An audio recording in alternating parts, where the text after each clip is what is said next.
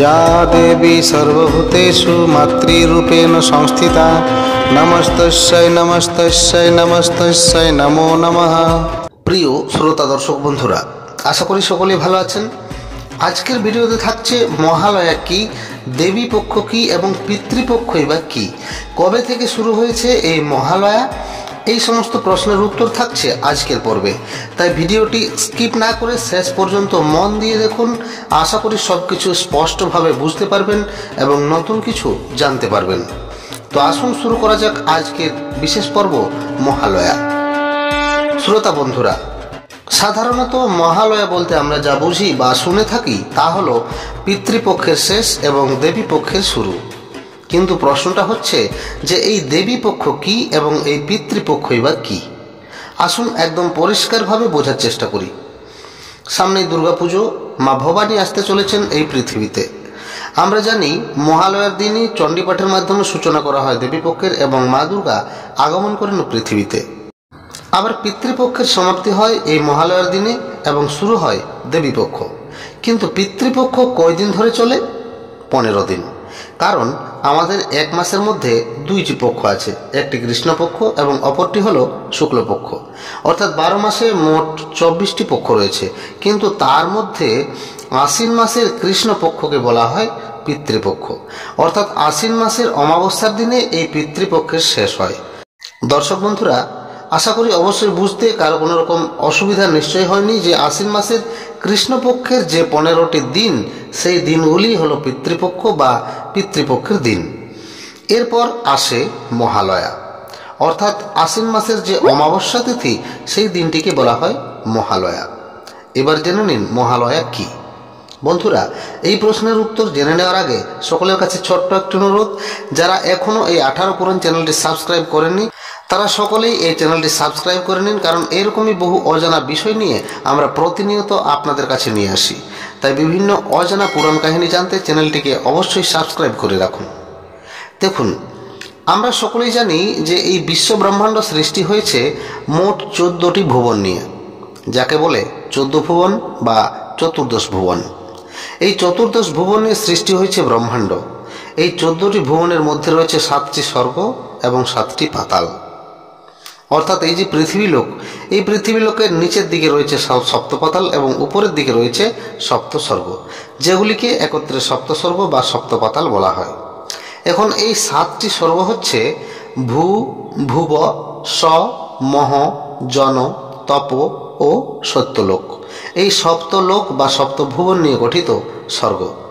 এখানে জানার বিষয় হচ্ছে মহযুক্ত আলয় অর্থাৎ মহালয়। এই মহালয় থেকেই সৃষ্টি হয়েছে মহালয়ার। কারণ এই মহলোকই হলো পিতৃলোক।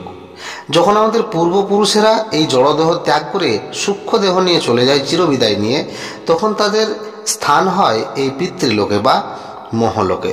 এবং তারা কিভাবে এই মহলোক থেকে উদ্ধার পান না, যদি কেউ এই পিতৃপক্ষের দিনগুলিতে তার মৃত পূর্বপুরুষদের উদ্দেশ্যে অন্ন জল তর্পণ করেন, তবেই তারা এই মহলোক বা পিতৃলোক থেকে মুক্ত হয়ে স্বর্গে প্রবেশের অধিকার লাভ করেন। তাই এই পিতৃপক্ষের দিনগুলিতে সকলকেই তাদের পিতৃপুরুষের উদ্দেশ্যে অন্ন ও জল অর্পণ করা উচিত। এই প্রসঙ্গে মহাভারতে খুব সুন্দর একটি কাহিনী রয়েছে। দানবীর কর্ণ যখন দেহত্যাগ করে স্বর্গে যান, সেখানে গিয়ে তাকে কোনো খাবার বা জলও দেওয়া হয়নি, কারণ তাকে দেওয়া হয়েছিল শুধু সোনাদানা ও ধনরত্ন খাবার জন্য। এখন খাবারের বদলে তাকে সোনাদানা দেওয়া হচ্ছে কেন, এই বিষয়ে কর্ণ দেবরাজ ইন্দ্রের কাছে এর কারণ জানতে চাইলেন। তখন দেবরাজ ইন্দ্র বললেন, তুমি তো দানবীর কর্ণ, পৃথিবীতে প্রচুর ধনরত্ন সোনাদানা দান করে এসেছো, কিন্তু তুমি কখনো তোমার পিতৃপুরুষদের উদ্দেশ্যে অন্ন জল তর্পণ করনি, তাই তোমাকে খাবারের বদলে এসবই দেওয়া হয়েছে। এখন কর্ণ বলছেন যে, হে প্রভু, আমি তো আমার পিতৃপুরুষদের চিনতামই না, তাদের জানতামই না, কারণ আমি শুধু এইটুকু জানতাম যে আমি অধিরথ সুতপুত্র রাধার নন্দন। আমার মৃত্যুর আগের দিন আমার মা আমাকে আমার পিতৃপুরুষদের সম্পর্কে বলেছিলেন এবং তারপর দিনেই যুদ্ধক্ষেত্রে আমার মৃত্যু হয়। সুতরাং আমি তো তাদের অন্ন জল তর্পণ করার কোনো সুযোগই পাইনি। তাই আমাকে 15 দিনের জন্য আবার মর্তলোকে পাঠানো হোক এবং আমার পিতৃপুরুষদের অন্নজল তর্পণ করার সুযোগ দেওয়া হোক। আমি আমার পিতৃপুরুষদের অন্নজল তর্পণ করে আবার পুনরায় ফিরে আসব স্বর্গপুরে। কর্ণের কথা মতো দেবরাজেন্দ্র তাকে 15 দিনের জন্য পুনরায় মর্তলোকে পাঠিয়ে দিলেন এবং সেই 15 দিন ধরে দানবীর কর্ণ তার পিতৃপুরুষদের উদ্দেশ্যে অন্নজল তর্পণ করে পুনরায় স্বর্গে ফিরে আসেন। আর যে 15 দিন ধরে মহাবীর কর্ণ তার পিতৃপুরুষদের অন্নজল তর্পণ করেন সেই দিনগুলি ছিল আশ্বিন মাসের কৃষ্ণপক্ষ অর্থাৎ পিতৃপক্ষের দিন। আশা করি সকলে এবারে বুঝতে পেরেছেন যে মহালয়া ও পিতৃপক্ষ কি। সহজ কথায় বলতে গেলে আশ্বিন মাসের কৃষ্ণপক্ষের 15 দিন পিতৃপক্ষ এবং অমাবস্যার দিন মহালয়া এবং তারপরের দিনগুলি হলো দেবীপক্ষ। অর্থাৎ পিতৃপক্ষ শেষ করে যখন আমরা দেবীপক্ষে যাচ্ছি তার মাঝের সময়টা বা মাঝের দিনটা হলো মহালয়া।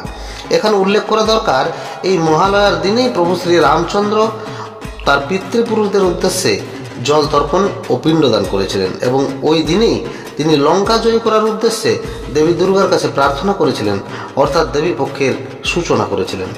রাবণ বধ করার জন্য তিনি ওই দিন মায়ের কাছে শক্তি প্রার্থনা করে বলেছিলেন, যা দেবী সর্বভূতেষু শক্তিরূপেণ সংস্থিতা নমস্তস্যৈ নমস্তস্যৈ নমস্তস্যৈ নমো নমঃ। যা দেবী সর্বভূতেষু মাতৃরূপেণ সংস্থিতা নমস্তস্যৈ নমস্তস্যৈ নমস্তস্যৈ নমো নমঃ। ভারতীয় জ্যোতিষশাস্ত্র মতে ওই দিনই দেবী দুর্গা কৈলাস থেকে মর্তধামে আগমন করেন।